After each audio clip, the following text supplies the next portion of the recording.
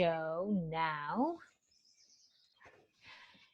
Episode 54, title Saving Money. Interview with Brent Wilsey, brought to you by Go Legal Yourself, an online business providing real legal tools for savvy entrepreneurs. Welcome to the Go Legal Yourself podcast, episode 54, title Saving Money. I'm your host, Attorney Kelly Bagler, the Queen of Business Law. You can interact with us on social media and definitely do find us on the web at golegalyourself.com. Today, I have the pleasure of interviewing Brent Wilsey, the president of Wilsey Asset Management. Welcome to the show, Brent. Well, Kelly, thanks for having me. Absolutely. Before we ask you to share your favorite lawyer joke, I have to say, how did your parents come up with your name? You know, that's a very funny story, and you're the first person ever to ask me this, so very unique. And when I was born, I went without a name for about 5 days because my father said, no, we want to give him a different name. That's a strong name. So for 5 days, I had no name, and the nurses kept saying, and back then you stayed in the hospital a lot longer, but finally he came up with the name Brent because he goes, that's a unique name. No one else has it. It's a very strong name. And for years, I don't think I met another Brent until I went in the Army when I was about 18 years old. Prior to that, no one had Brent. Now there's more Brents around than we can count for. But that's how he came up with it, was he wanted a strong name. And where he got it from, I do not know that. But it was a long time before I had a name when I was first born. I have to share a little personal story, actually. My husband's name is Brent. The very first time I met, the very first time I met him, I said, "You have to be kidding me! That's a made-up name." And he goes, "No, I can assure you, it's my real name." And so you have to be maybe the third Brent now that I know. So now I know it's not a made-up name. That's right. It is a real name, and it's a good name. We like it. And it's funny too. When I was growing up, I had a very hard problem. People say, "What's your name, Brent? What kind of name is that?" Because no one ever heard of it. Now it's more common. Yes, exactly. And thank you so much for your service, Brent. Well, you're welcome. My husband served in the Marines. Oh, I was just in the Army. I was in the Marines. That was too hard for me. But still, thank you. We love our veterans, definitely in San Diego. So, are you ready to share your attorney joke with us? I am. It's just like I've never been asked this before either. So far, you've got 2 questions I've never been asked before. One, how I got my name, and now an attorney joke. And this was very hard. I mean, because, you know, I don't want to offend anybody, but I know that it isn't a joke. So I'm ready if you're ready. I hope you find it funny. Absolutely. We're ready. Okay. Question is, the joke is, how does an attorney sleep? How? First, he lies on one side, then he lies on the other side. I have not heard that one. That's brilliant. Yes. I like that one. Another thing too is like, what's that? My favorite joke, Brent, is what's the difference between God and an attorney? I saw that. I'm trying to think what the answer was. Oh, I do know the answer. Should I share it with you? Yes, please. You probably know. The answer is God doesn't think he's a lawyer. Is that right? Exactly. That was my favorite. I did a lot of research to make sure I got the right joke. Yeah, I've never heard that one before. So well done.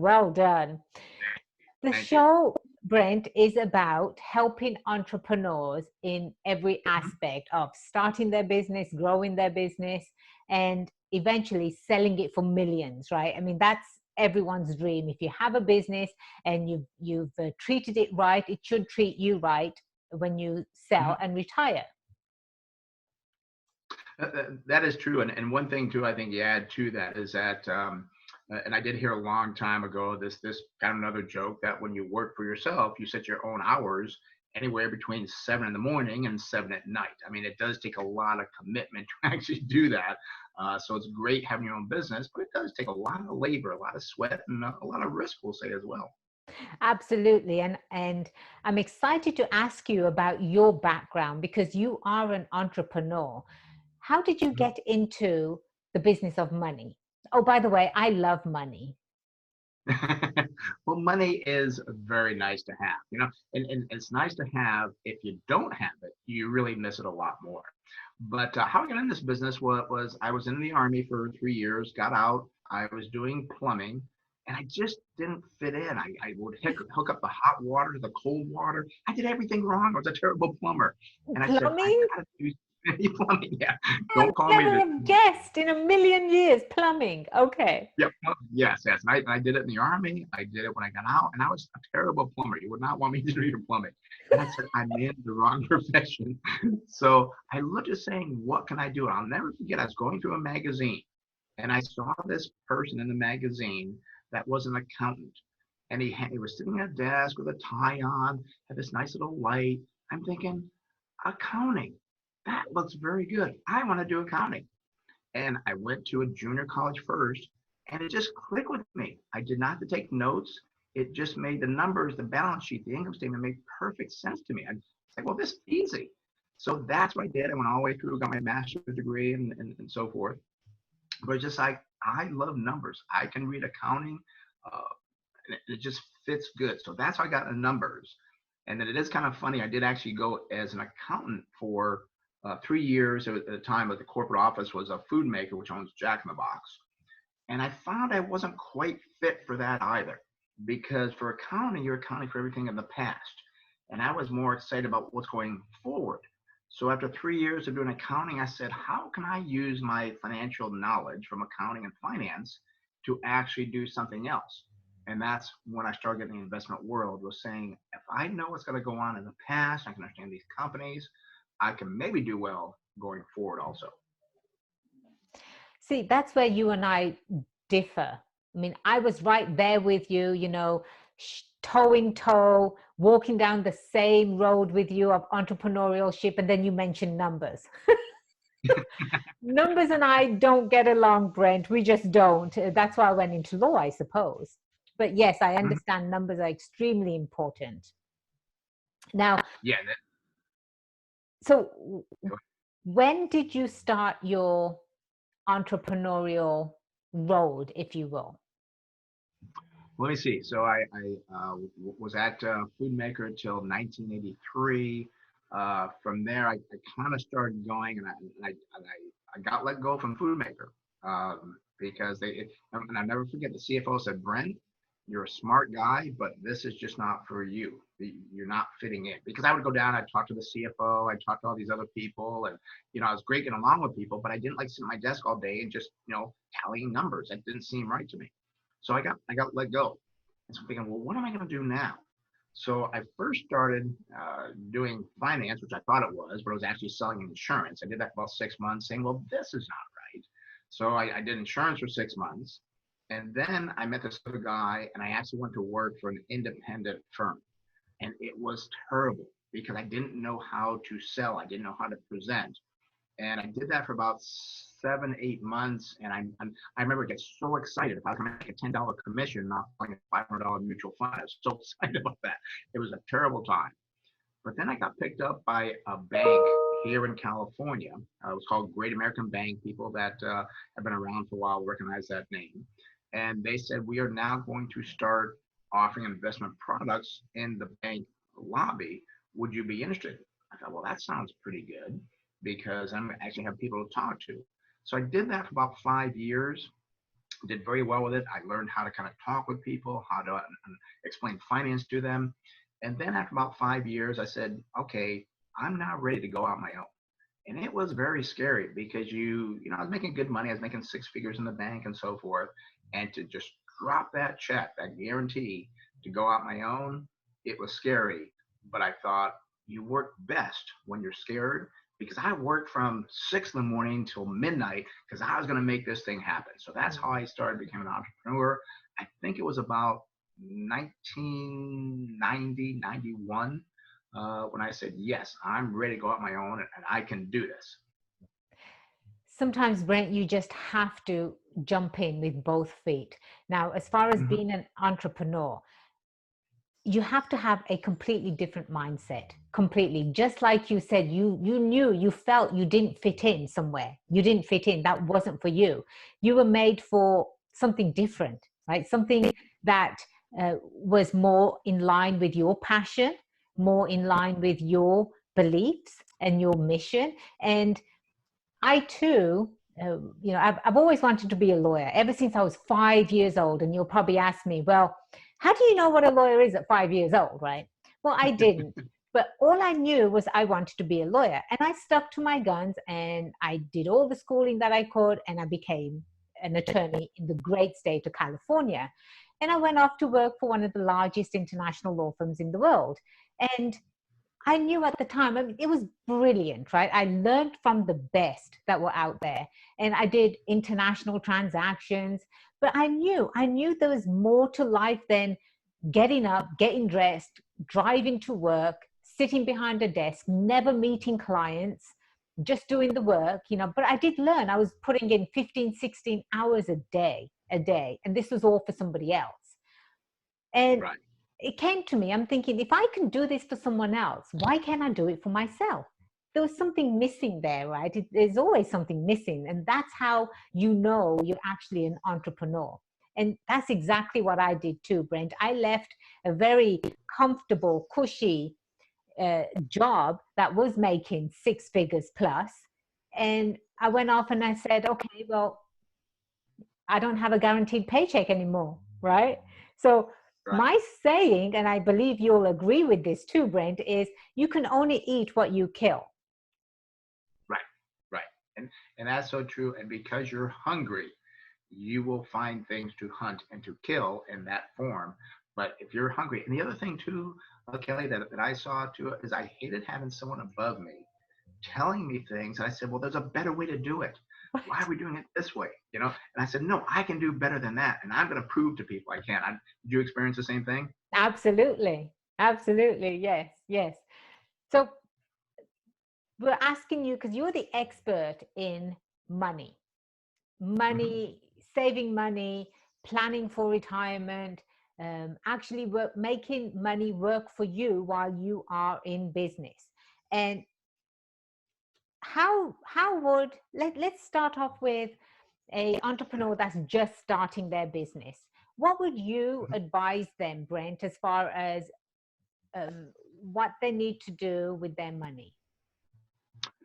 Well, that's a very short question, but it can be a very long answer. And, Yes. and I say that because when you're just starting off, you want to conserve your cash because you don't want to run out of money and then like, oh, well, now I got to fall down because I can't eat, I can't do anything. And I do remember, by the way, when I first started my business, I'll never forget this.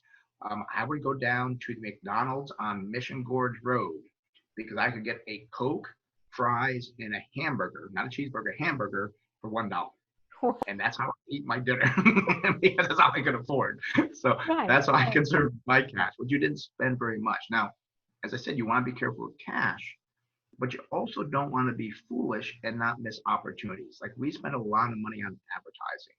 And back then I didn't learn this lesson is that you've got to reinvest back into your business and what's going to work for you. And you've got to get your name out there because I've seen people that are the best at whatever they do, the best attorney, the best financial advisor. But if you don't get out there to people to tell them what you're doing in advertising, no one knows about it. So it's a big mistake I think small businesses make, not advertising, but you've got to keep it in perspective and be careful of not running out of money. So again, I'm gonna go back. I think I was successful watching the numbers and saying, will this really work? And then reinvesting what I could back into my business. That's brilliant advice because that's exactly what business owners they don't think about the advertisement part, right? So when we do start out, we are the salespeople, we are the people that do the work, we are the janitors, right? We're the dog walkers. By the way, I've got 4 dogs, Brent. Do you have any Oh my dogs? gosh. I have one, but and she's a very sweet, she's a pit bull, she's a very sweet dog. I could not imagine having 4. We have hair all over the place. I imagine you would have to do. Well, when I met my husband, Brent, you'll appreciate this, right? It's a running joke in the family. When I first met my husband, he had three wiener dogs, right? And so the joke Ah, around the house is that I fell in love with his wieners. well, he had three. We're not going to go anymore. We better see that. Exactly. And then since now we're left with two of the senior dogs, the two wiener dogs, and then we grew our family with two pit bulls. One is 5 years old, and the other one we just adopted about 3 months ago. So she's a handful. She's about 17 months old, and they're both pit mixes, and they are. Pit dogs have such a bad reputation, but they're sweet. They're extremely sweet and loving. Right. I've been walking her down the street and you see somebody, they'll go on the other side and say, oh, she's so dangerous. She's the sweetest dog. I know. But I think if they're provoked, I think obviously, and what it is, we're kind of get off track, but their bite is 2,000 pounds per square inch. It's a very strong bite.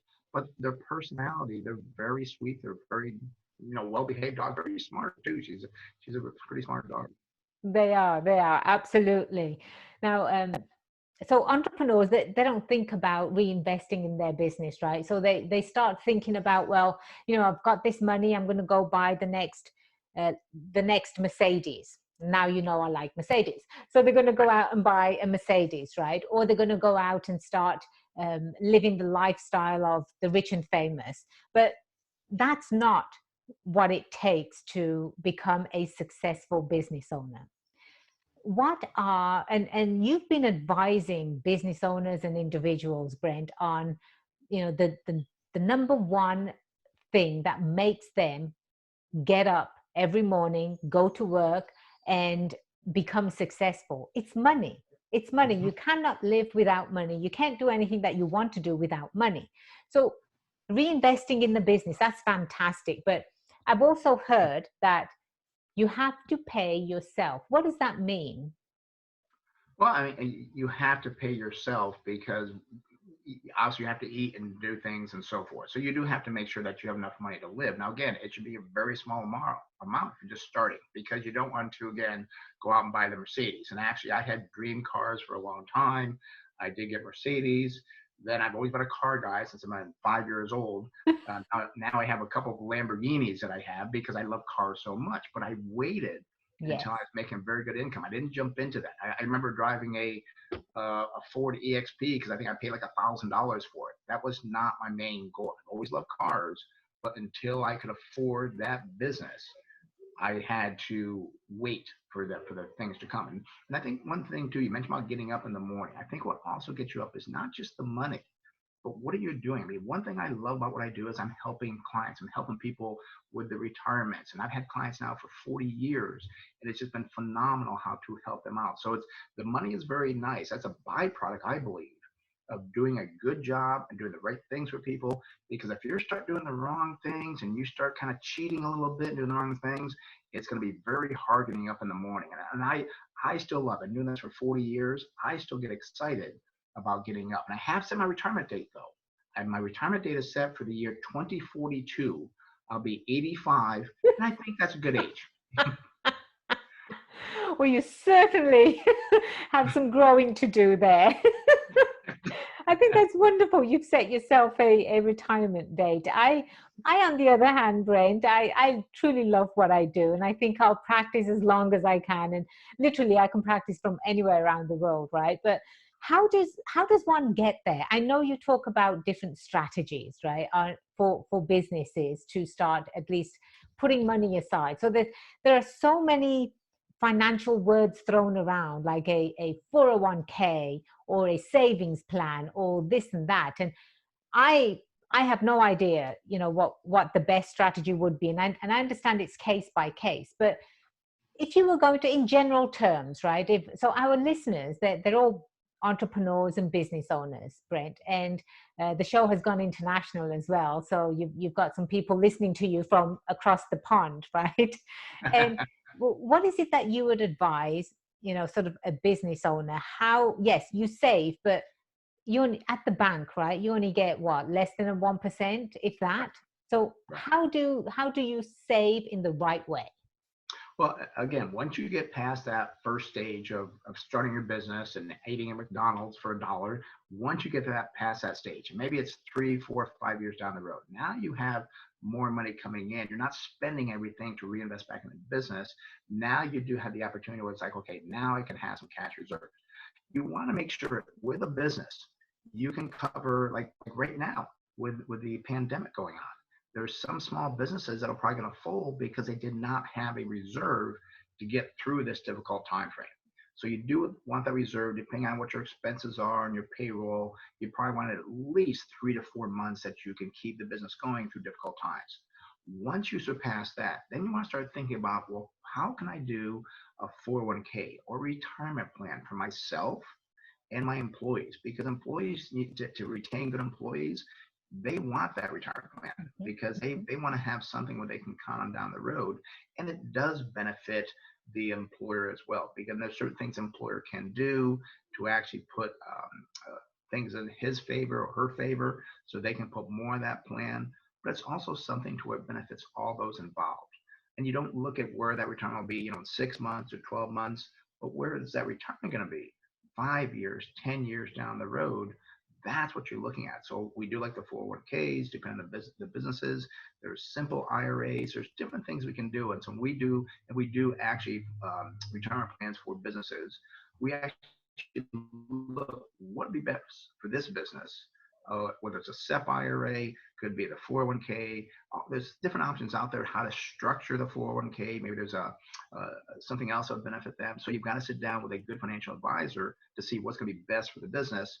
And then also, too, we can't forget how to invest that money. That's the other problem, too, when it comes to doing that. Some people, unfortunately, put the money, well, I'm not scared to invest. I'm just going to put it in a cash account, a money market. That is not going to help for retirement.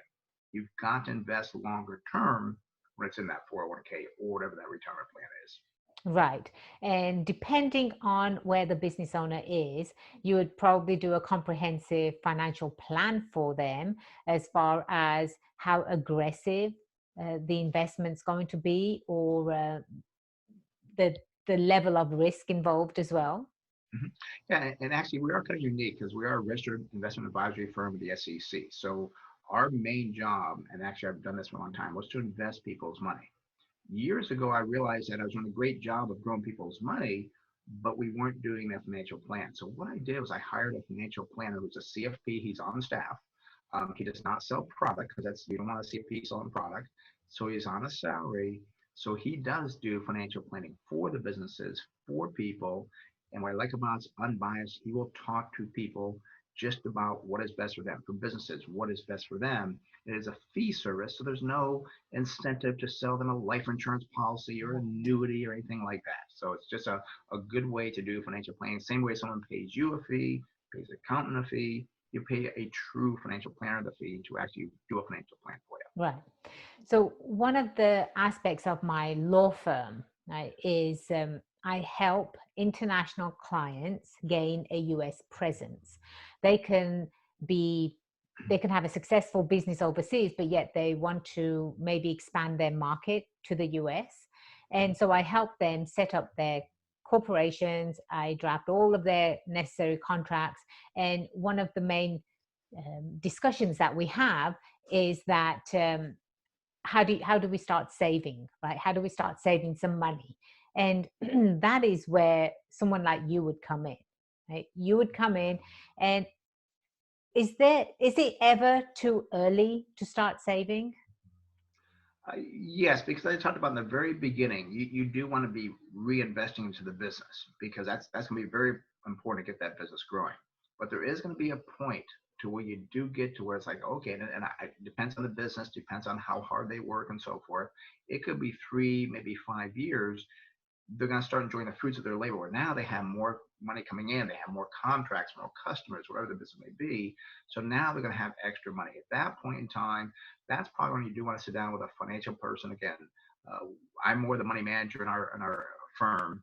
They probably want to sit down with a good financial planner that's unbiased, not going to try to sell you insurance or anything else, but to really look at what the plan is and then develop that plan. Maybe it's to where, okay, now we're going to be 2, 3, 4, 5 years from here. So goal setting, planning going forward, very important financially.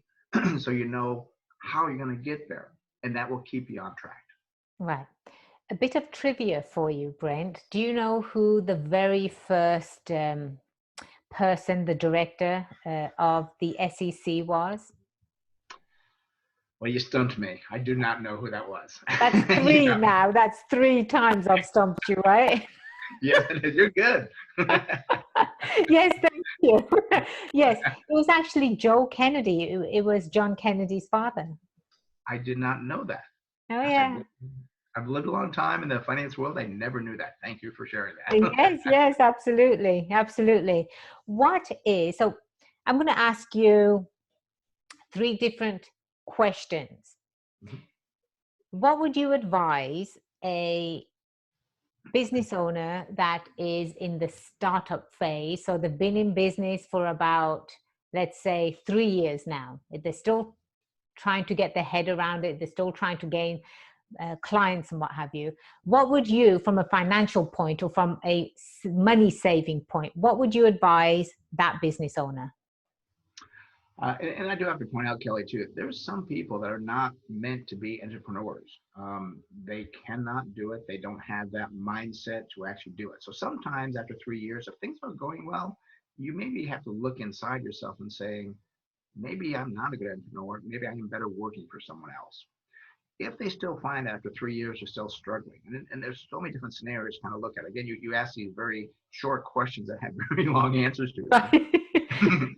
It depends on where they're standing, what the business is, and so forth. If they're still struggling after 3 years, you may have to extend your reinvestment back in that business and not start saving money yet, because the main goal is to get that business to grow.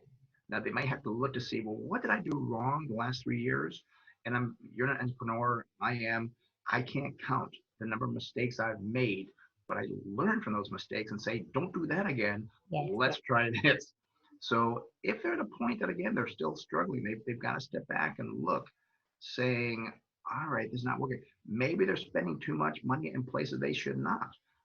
Maybe they have employees that maybe they shouldn't have hired yet. Maybe they jumped ahead too much and try to get that Mercedes, or start saying, well, I'm going to start sitting back now and I'm going to only work 7, 8 hours a day. um, you may still have to work that 12-hour a day if you're still struggling after 3 years. So, but at this point in time, you're still going to have to put that money in a money market, in a bank. There's a lot of companies out there like Capital One, Synchrony Financial, that you won't get great returns because, as we know, the Fed has reduced rates dramatically. 10-year treasury is now, what, 0.6%? So on some of these like Synchrony, I believe they're paying about 0.4, 0.5%, which is better than going to the bank and getting 0.1. So Right. that's one thing they can do, is look around a little bit on other options besides just the bank money market. Has anyone ever told you you're very honest? Yes, actually they have. So yeah, Really appreciate that advice, Brent. Really do. Second question for you is, what would you advise a business owner that's actually growing? They've got steady income coming in and their revenues growing every month. then okay, so now at stage two, we'll call it, the revenue's growing, they've reinvested enough in the business, now they have extra cash to look at. I think the first thing, again, and I'm also assuming that they have that reserve set up for the down periods. Now, what I think the best thing to do is look at opening up that retirement plan, because it's going to benefit them and their employees. I think that's the best place to start when you're in stage two, to where you feel comfortable putting money in. And I've got to tell employers too, I hate seeing two things when it comes to retirement plans. I hate when they don't match, because that's something they should do. It benefits both you and the employee. And the other thing that I don't recommend when we do plans is do not allow loans from the plans, because what happens is that people unfortunately get off track, and then they're like 45 years old. Oh, I want to borrow from the plan, and it's okay, I'm just paying myself back.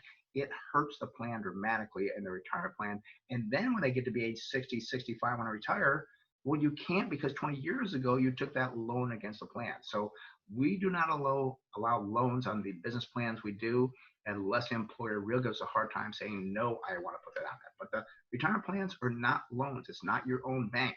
It is your retirement, that someday you're going to be old and you're going to need that money. Do not abuse that abuse when you're working and you're 45 and want to borrow money for a new boat or something. Not a good idea. That's incredible advice, Brent. I've never heard that before. So that's a good one. Thank you. That's a good one. And then the last question in the 3-part question I'm asking you is, what would you advise a business owner that wants to retire in, let's say, 3 years? Well, again, all the things have been done. They've got the retirement plan. I'm assuming that their retirement plan now has good money into it. They want to retire in 3 years. Depending on their situation, they may be looking at selling that business. Now, if they sell that business, they're going to get a large chunk of money. We've done that for a lot of investors where they sold their business for $4, $5, $6, $10 million. I think right, somebody higher than that. They're then going to have to reinvest that money because now they're done working. But you want to start planning. You also want to have a contingency plan. I mean, how are you going to keep that business going? You may want to find someone to buy it, but you may have to be a consultant for 2 years. Because one thing I know, and I'm fortunate, my son and maybe my other son as well, they're going to take over the business. And I never thought this was going to happen. I had no idea my son's had any interest in finance until one day in high school he comes in. It's like, Dad, I think I like what you do. I go, I had no idea you even knew what I did. So, and don't force family to go into business because that's not a good thing. Oh, that's a disaster. It is a total disaster. You're right. But we have that plan bit up. But I've been training him very hard to have him understand, meet the client. That's probably a whole nother thing because you've got to have that contingency go on, especially for a family member. You've got to pull them in early and maybe let them do a little bit more than what we do. I mean, as you know, I do commentaries on national news. I do it on local TV. Well, I got him on Fox 5 here in San Diego so that people can see him more. And unfortunately, and no surprise here, he has a young face, yes, which is a detriment in the finance side. But that'll be very nice when he's in his 40s. But there's things you have to kind of bring people in. Now, if you're going outside, it may be the same thing. You might have to give those new owners some of your time on a consulting basis to keep that business going. So you want to make sure, and there's so many different financing options they can do. Be careful of that. If you do get a big lump sum, there's going to be a tax situation you have to look at. How you're going to invest the money. Again, it comes back to this is where a certified financial planner that is unbiased, not trying to sell you insurance, can come into play to really sit down and lay out a good plan going forward for the next 3 years of how you're going to move into retirement. So I've coined the phrase business legal life cycle, and it's a registered trademark, by the way. So don't try to use it. I wrote it down already. I know. And the life cycle consists of the startup phase, the growth phase, the established phase, and then the exit phase. And out of all those phases, you obviously know this, which is the most important phase? Well, and one thing I have made the assumption of the legal side. I haven't talked anything about the legal side because that's your area of expertise. So I have not talked about that. But I think you want to be very concerned with the money phase because also we did talk about money and financial. That's very important. But you cannot leave out the legal side because it'd be terrible to do something wrong and get sued or lose something, or you've got to watch that legal side as well. So I don't know if there's one best thing to look at or one thing only. I think there's many things you have to look at, and I think the financial is very important, and obviously the legal side, and let's not forget about the accounting side as well. You got to have that good CPA there with you to help you understand the numbers more, and taxes are terrible, but they're part of life. Absolutely, yes. Did I protect myself because I didn't guess the number one? That was such a politician answer. I was asked to run for mayor here in San Diego, and I decided not to because I don't think I want to be a politician. Yeah, they've got a really bad rep right now. But I've always sort of leaned towards the exit phase, right? Because if you don't plan for your exit properly, the past 20 years, the 30 years that you've spent in your business, blood, sweat, and tears, and trust me, there's plenty of tears in there. Yeah. That was all for nothing, right? So I think out of the 4 phases, the exit phase is so important because you do need to know who you're going to sell to. Is your family member going to take over? And you're one of the fortunate ones, Brent, that your sons are actually interested in what you do. Very fortunate. Yes. And And then that way it allows you to retire and live the life that you want to live. You know, if you want to move to Florida and play golf for the rest of your days, you know, Godspeed to you. But you have to plan for all of that, you know. And so how early can a business owner meet with you? You mean as far as well, obviously one very important thing is that to meet with me now, I'm the investment side. Again, we manage hundreds of millions of dollars, so that's Yes. what we do. To meet with me, they have to have either in the beginning to set up that retirement plan or talking about that, or we've had businesses too where they say, you know, I've got $400,000 in the bank. It's earning that 0.1%. I don't need 400. Maybe need 200. Well, then we'll invest the other 200 for them, so that will grow for the business as well. So that's when they meet with me. But as far as our financial planner goes, any stage they can meet with a financial planner because there's so many things that he can point out because he's kind of stepping back at looking at things. And sometimes as the entrepreneur, we get too close and we can't see, what is it, the tree through the forest or the forest through the trees, I think is what the saying is. Right. Whichever one it is, I think you get the point. But he can kind of step back and develop that plan because, for example, doctors are very smart people, but they are the worst business people, which maybe you've come across because it's not what they do. They need an expert lawyer. They need an expert financial planner. They need an expert investor and CPA or tax person to do their taxes. So you do have to have a team of people to help you out.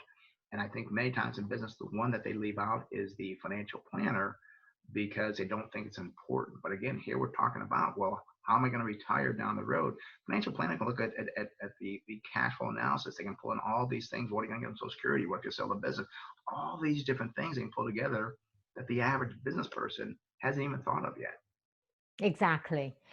Brent, if you could do it all over again, what would that one thing be that you would do differently? Oh gosh, we talking personally or business? Either one. You know, business wise, I've been very happy with what I've done, and I have made mistakes. But I always put people's needs first. And I always said is that if you help someone out, and when I started radio back in 1995, and I said if I give the audience more than I get, that will give me more down the road. And what it gave me was a great reputation. People know when I'm on the radio and on TV, I'm giving them real information. I'm not trying to sell them product. I'm not trying to do anything. So that was very important to me. The other thing I've talked about as well is you always have to fill a void. Sometimes people have this great idea, oh, this is great, and so forth. I said, well, you know, actually Amazon's already doing that. So you're not going to have that business grow. Right. So I'm going through all these steps to try to find something I would do differently. And I hate to sound, at the lack of sounding conceited, I don't think there's anything I can think of I would have done different. I borrowed money in the beginning to do advertising.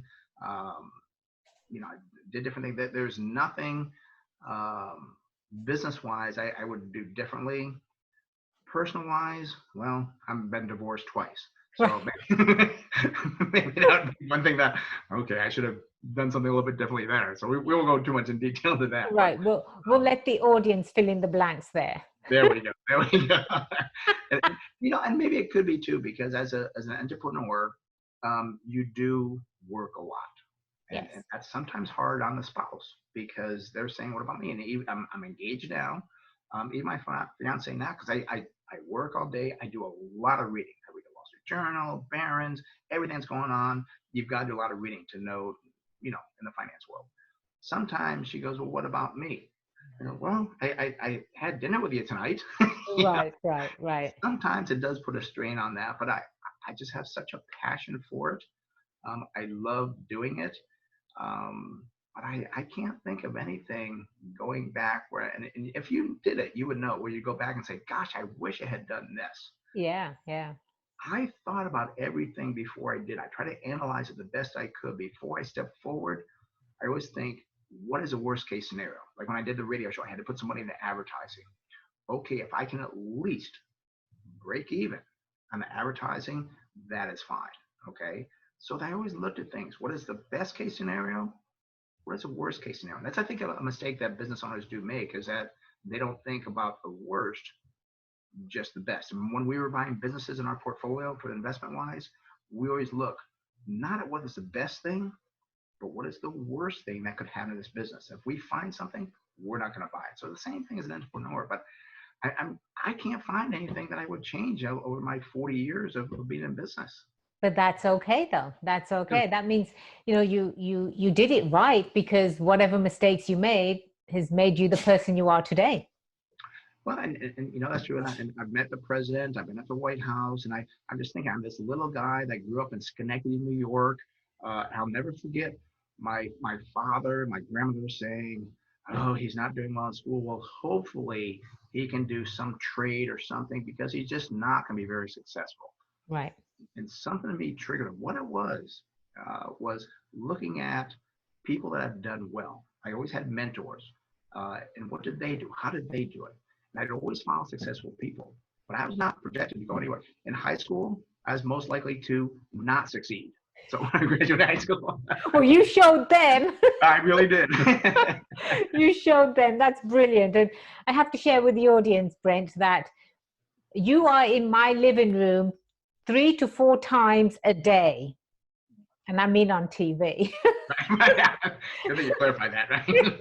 And I love the advertisements that you do. You're both local and national. And you have shared some valuable information that can really save thousands of dollars to entrepreneurs, for entrepreneurs. And we will add all of your information to our show notes so the audience can actually reach out to you. But would you like to share with the audience how they can get in touch with you?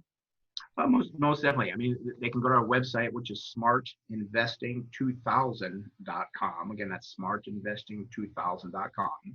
They can always call the office if they want to talk directly to me. And that's one thing, too, is that people can talk directly to me. People think, oh, you're so busy. I still have time to talk to people. That's one thing I enjoy doing. They can call the office directly at 858-546-4306. And also, too, every Saturday, we're on at 9 o'clock. On 97.3 FM, The Fan, which they can also listen to that on iTunes. They can listen on the radio.com app on their computer, however they want to do it. Just put in 97.3 FM, The Fan.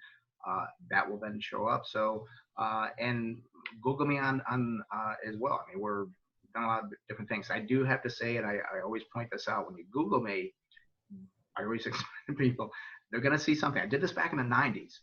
I made a large donation to Children's Hospital. And so there's a street named after me in San Diego. So now anytime somebody buys or sells on that street, it goes in my Google. So you'll see Brent Wilsey Place this, Brent Wilsey Place this. So you got to dig through that to find out the other good information. That's brilliant. That's brilliant. That's giving back. It surely is. I feel very fortunate, Brent, that people like you and I were very blessed. We're living the dream that we're living the life that we've dreamt of, and it's really through hard work. It really is. And right now, investment-wise, a very difficult time. I still love what we're doing. I love how we do it. I get up in the morning, I get excited, I work out, and I just think, what are we going to do today? What are we going to do today? Been doing this for 40 years, and I still love doing it. Fantastic. Here's to another 40, right? Or is it 45? Well, actually, not at 40. I'd put me at 103. I might make it. I don't know. Hey, let's go with the 45. Yes. That's fantastic. Thank you so much for being part of the show, Brent. We really enjoyed having you. Well, Kelly, I really enjoyed being here, and thank you so much for making me part of your program. Absolutely, my pleasure. And audience, please feel free to download the app. You can get the app from your app stores. It's Go Legal Yourself, and you can connect with us directly from the app. Leave us some feedback. Let us know how we're doing, and let us know if you have any other questions for our guests. And remember, the only way you become successful is if you make today the day you go legal yourself. I am attorney Kelly Bagler, the Queen of Business Law, and it's been a pleasure being your host today. Until next time, cheers to your success.